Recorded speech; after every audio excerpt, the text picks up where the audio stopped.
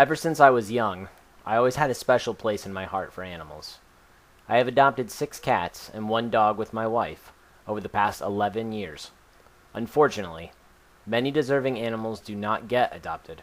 Instead, people turn to pet stores for designer animals.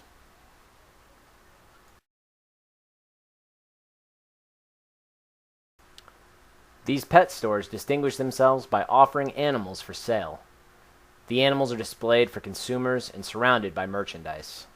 These animals are bred off-site and brought in for profit. It is the drive for profit which drives pet mills. Pet stores like this are where one is likely to find purebred dogs for sale, fulfilling any need of instant pet gratification. All one needs to do is walk in, select your choice, and you could leave with a brand new puppy. Pet store employees may ask questions to help you make a selection, but more often than not, no background information is sought or required for purchase. Once a pet is chosen and the transaction made, owner and companion can hopefully head home for a life of love and companionship. New merchandise will be brought in to fill the shelves, and the process can continue on. But have you ever stopped to wonder where these puppies are coming from?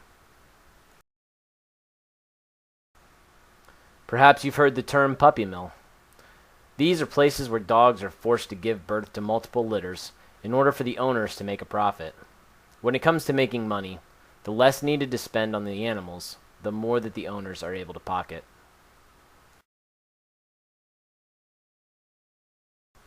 The number of animals bred in mills is a much harder figure to come by, but there are an estimated 15,000 puppy mills in the U.S. alone. However, approximately 7.6 million companion animals enter animal shelters every year according to the ASPCA.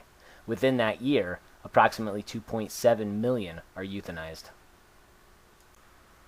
Limited time offer sure takes on a sinister sound in this context. What happens to merchandise that doesn't sell quickly enough? Many sources state that animals simply get marked down until they do sell, and if that doesn't happen, they are often given away to family or friends. The problem is that they still continue to sell. And it isn't just the fluffy kitten and puppy kind either. Fish, lizards, snakes, birds, ferrets, etc. The list goes on and on. Animals bred for a profit, kept inside cages until someone's guilt overcomes them, or simply given away to make room for the next. Meanwhile, animals that are not being bred for profit are found on the side of the road or rounded up and taken to animal control facilities.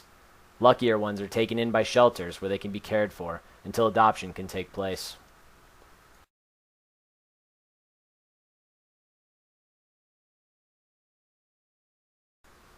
I was fortunate enough to find this older couple getting ready to adopt a beautiful cat. While the woman was speaking to the caretaker, I spoke with the gentleman. He told me that they had lost their dog 2 months ago on that very day. He expressed love, and you could see his eyes beginning to well up.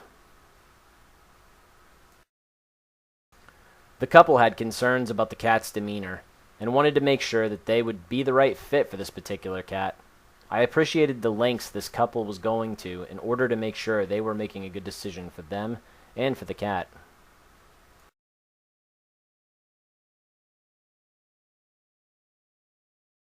As long as people continue to purchase animals from pet stores, pet milling practices will continue. And the reality is that there is no need outside of monetary reasons for pet milling.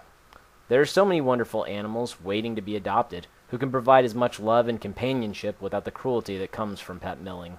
Don't shop, adopt.